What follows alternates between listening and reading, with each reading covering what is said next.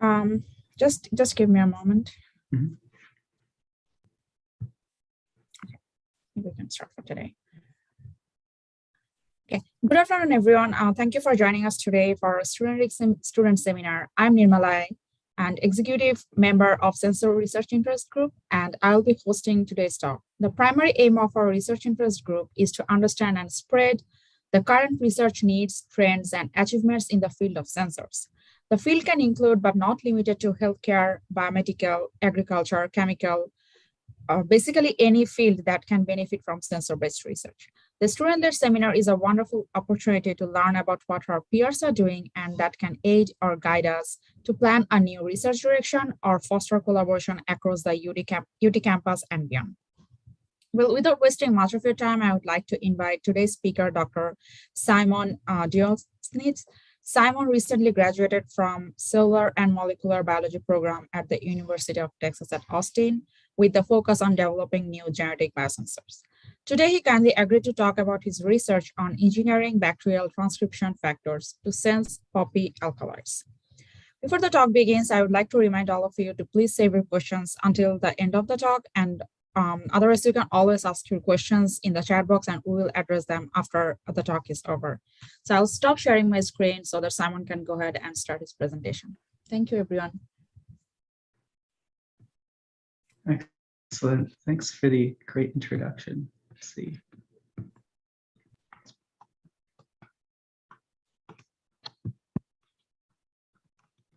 There we go. Okay. Yeah, good afternoon, everyone. Thanks for the introduction. I'll just briefly go over some of the research I've done. As was mentioned, I recently graduated from my PhD in Andy Ellington's group, and about 3 months ago, and kind of moving on to a same field, kind of expanding my efforts. So let's see.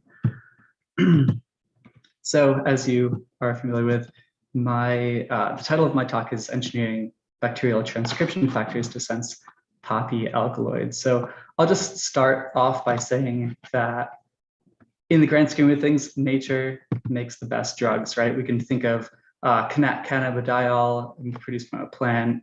Lysergic acid is used for, has a few different derivatives that are used medicinally, that it comes from this fungus on wheat, and morphine comes from poppy plants. So when we compare just kind of like the chemical diversity of natural products versus completely synthetic drugs, natural products tend to be quite diverse and rich in this therapeutic activity, right?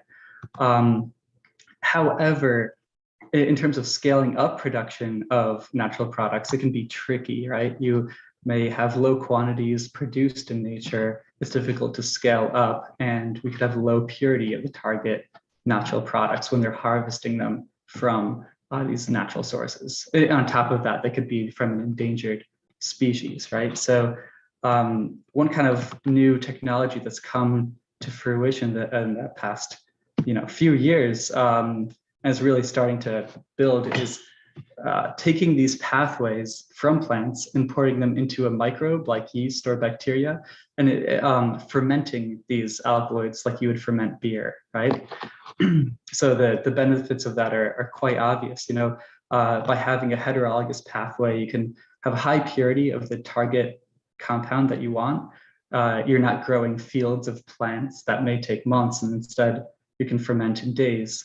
There's an obvious space efficiency with this when you compare a field to a fermenter, as well as the supply chain security. For example, weather conditions can interfere with production of a plant, obviously.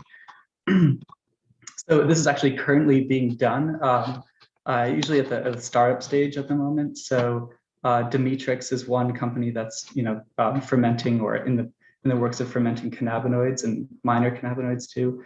And Thea is working on this for opiate alkaloids. And Amyris has actually successfully commercialized the production of artemisinic acid, which is used as a derivative for the anti-malarial drug, artemisinin. So there's obviously a need for this. However, as you can imagine, scaling that natural product fermentation is really hard. When you think of the metabolic network of a yeast cell, it's obviously very, very complex. And when you're scaling up production to, hundreds to thousands of liters, a lot of problems can occur. So in this entire process, we're making a lot of insertions of genes, we're making deletions, we're tuning expression. Overall, what we do is we're creating hundreds of thousands of strains that we need to test individually, right? So each strain you say, how much of this therapeutic compound is produced, right? And then you iterate through that process and you make another modification. How much does this produce? But the current way this is done is by typically via screening with HPLC or GCMS or LCMS, which is typically the bottleneck. Companies have rooms full of these instruments running 24/7. So if we could find a way to screen these strains or enzymes more in a high throughput manner, there's an obvious payoff for that. So one particular solution to this, which I've invested my time in, is to use what are called prokaryotic transcription factors. Prokaryotic coming from microbes such as bacteria.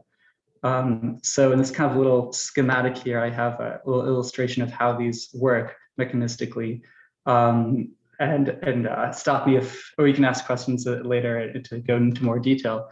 But essentially what you have is an RNA polymerase that's used to drive the expression of this fluorescent protein GFP. And you have this biosensor here, which is essentially a roadblock just stamping on the DNA.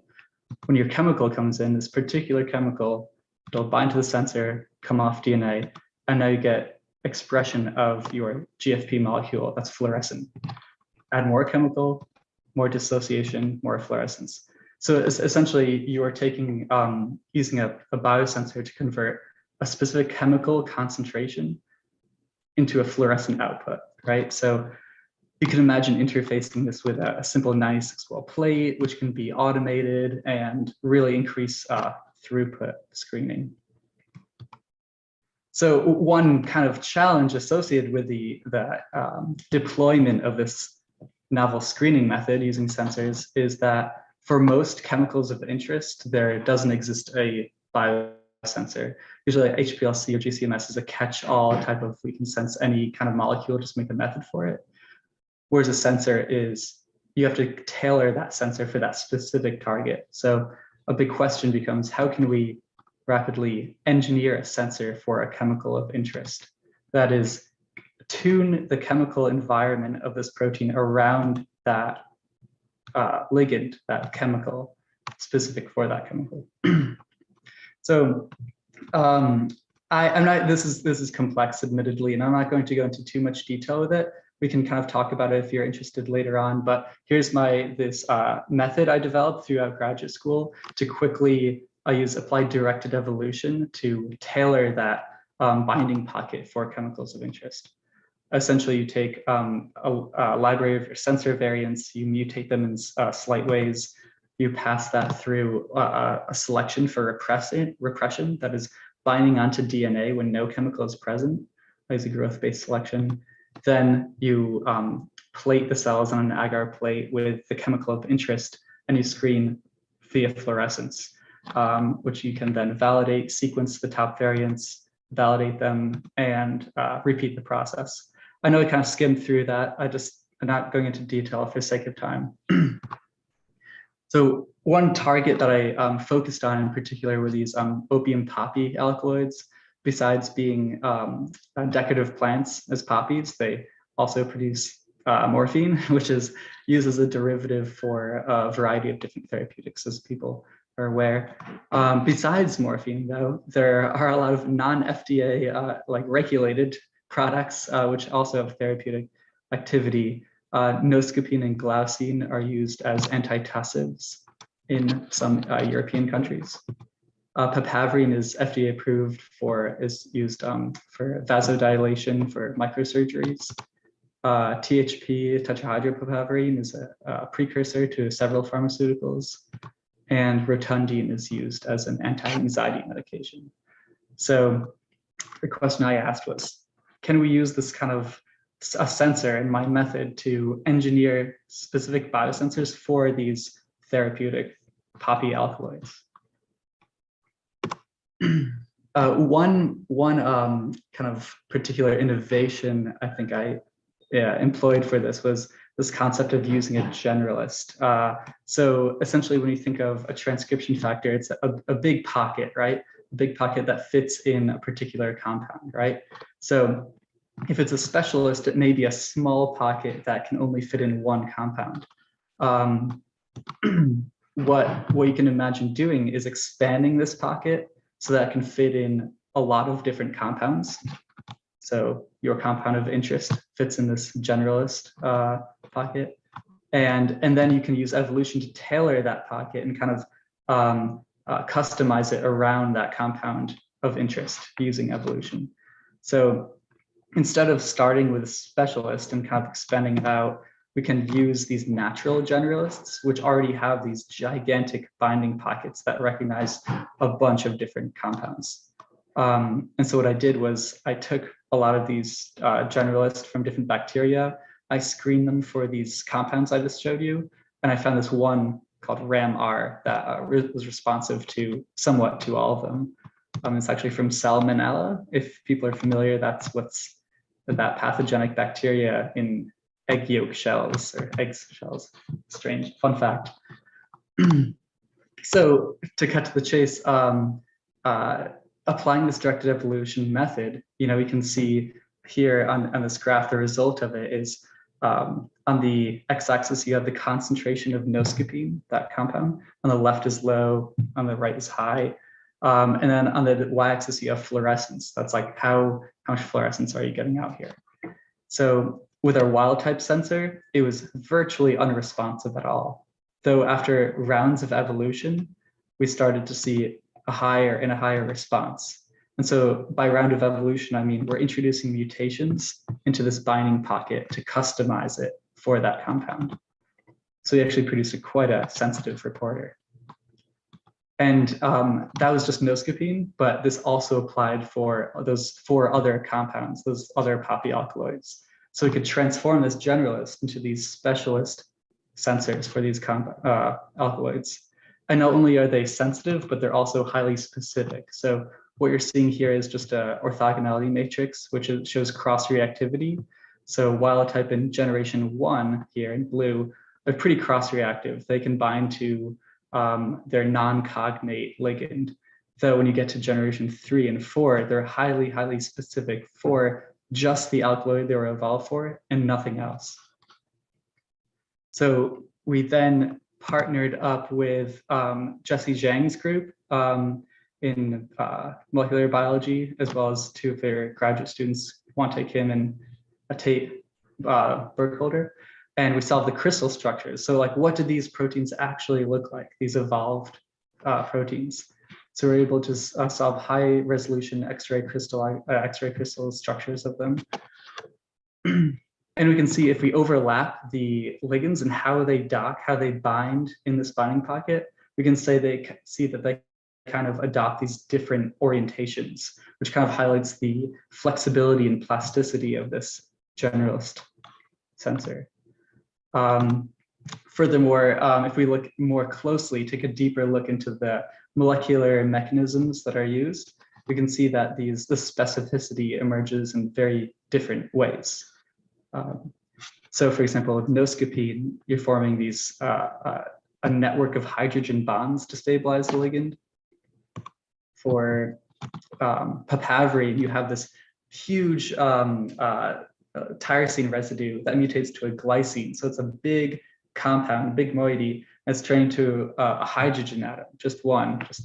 So it's opening up this pocket which this benzyl moiety occupies. Then we also see some water molecule coordination to stabilize these heteroatoms.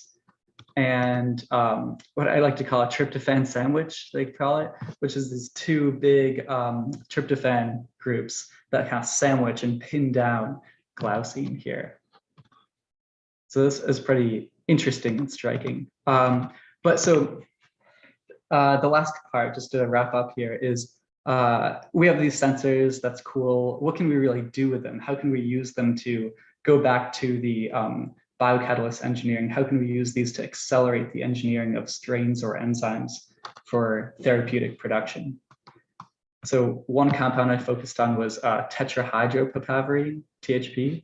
It's used as a precursor for 3 FDA-approved drugs, including papaverine, which is used in microsurgeries as a vasodilator, as well as atracurium and cisatracurium that are used in patient intubation. Currently, THP is sourced from petroleum, but a biosynthetic pathway for THP production would offer a more sustainable and efficient means of THP production.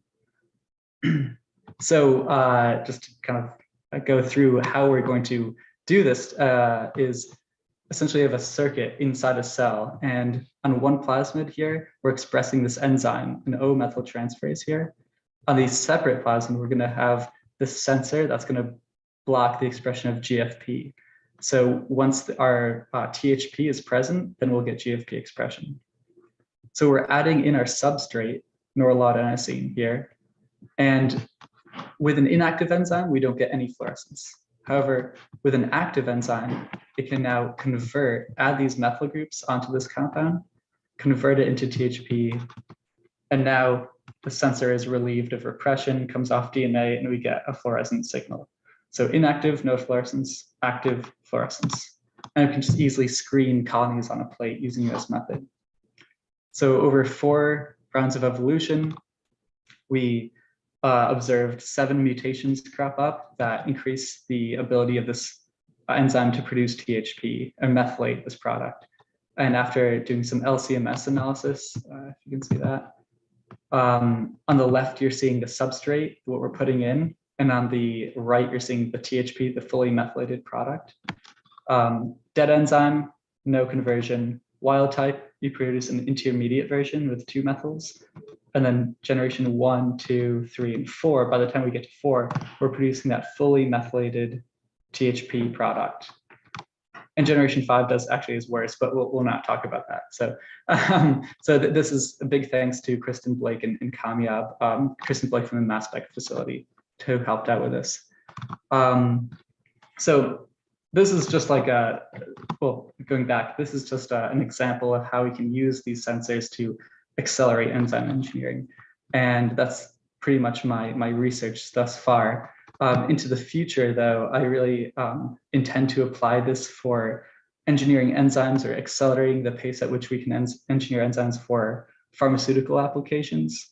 So I participated in the NSF I-Core program, which is a kind of market research program that you talk to, interview people in different industries and try to find what are the pain points in the industry that you could apply technology to. And after talking to 30 different companies, we found that the pharmaceutical industry would really benefit from having a high throughput screen for engineering enantioselective enzymes. So just as a final example here, one example is sitagliptin that is marketed by Merck. They transitioned from a chemocatalytic method to a biocatalytic method to introduce this group, this chiral amine. And using that new biocatalytic method, which is more efficient, more sustainable, yada, yada, they're literally saving hundreds of millions of dollars applying this to like a metric ton scale production of this, what is it, a anti-diabetic drug. And in the future, we have funding from NIST, and we're essentially using their robotics platform as well as AI to accelerate biosensor engineering. So that's acknowledgements, Professors Andy Ellington and Hal Alper, Ross Thayer is my mentor, a lot of people to thank, crystallography people, Kristen Blake, mass spec facility, grad students, Danny Diaz, a lot of people to thank here, but I'll wrap up. I know we're close on time. There you go. Thank you, Simon. That was amazing presentation. And thank you for explaining them very clearly.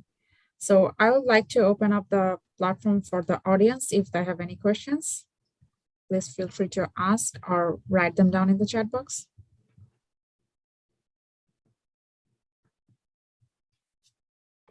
And if you have any other questions, you can always email me. I guess I could put my email in the chat.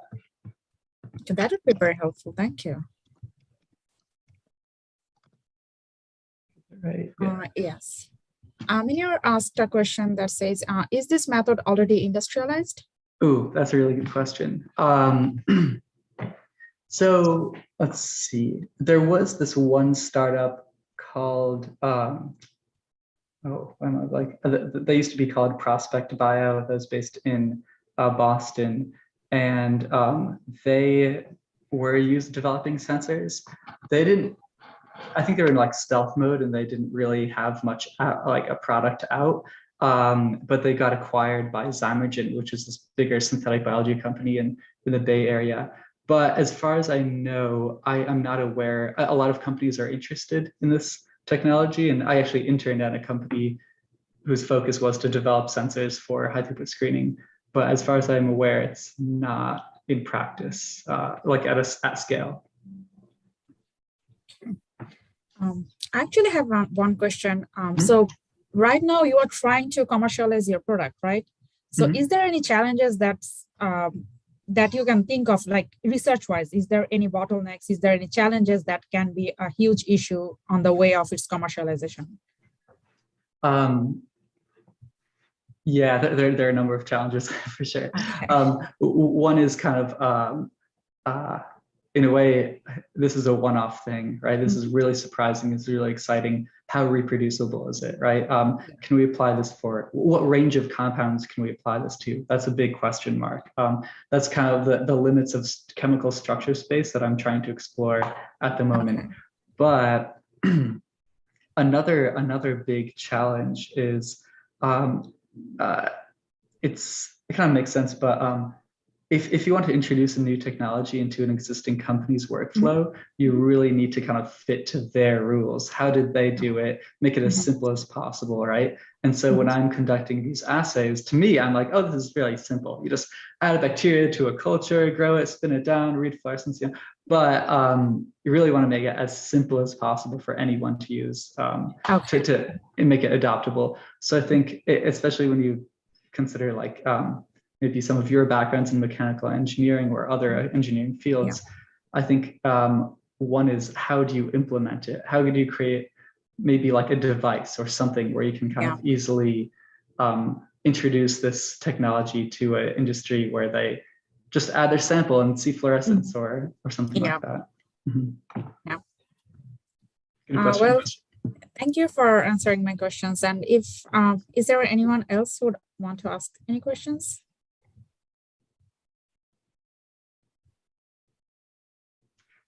Okay, yeah. If not, please reach out to me. Always looking for new collaborators. We're moving in a lot of different directions. So please reach out. Thank you for your presentation, Simon, and your time. And thank you for taking time in explaining all of our questions. Hope you have a great day. Yeah. Thanks for inviting me. Okay, bye.